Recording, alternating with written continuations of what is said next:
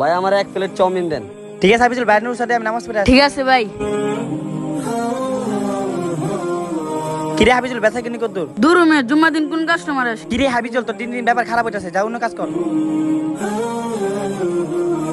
আর দিন দিন ব্যাপার খারাপ হইতাছে, দেখতাছি বিষয়টা। এনেন ভাই আপনার রুটি। ভাই হাফিজুল, এই রুটিগুলা রাখ। ঠিক আছে ভাই।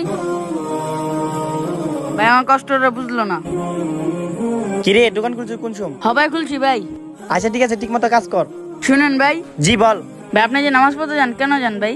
এটা আবার কেমন কথা জানোস তো? আল্লাহ তাআলার ইবাদত করতে হয়, নামাজ পড়লে মন শান্ত থাকে। ভাই আমার মানে শান্তি না, আপনি এইভাবে নামাজ পড়তে না, জুম্মার দিনে নামাজ পড়তে পারেন, এখন আপনার দোকানটা খুলে রাখেন। ভাই আমি জুম্মার নামাজ পড়তে পারি না শুধু আপনার জন্য। ভাই আপনার জন্য যেমন নামাজ পড়ো ঠিক আমার জন্য নামাজ পড়ো। আপনি যদি নামাজ না পড়তে দেন তাহলে আপনার দোকানে আমি চাকরি করবো না। সরি হাফিজুল, আমি বুঝতে পারি না তো, নামাজে আমার বাধা ঠিক হয় নাই। আজকে থেকে তুই জুম্মা নামাজে পড়বি, বাকি নামাজে পড়া ট্রাই করবি। ঠিক আছে ভাই। নামাজ সবার জন্যই ফরজ, আগে নামাজ তারপর কাজ।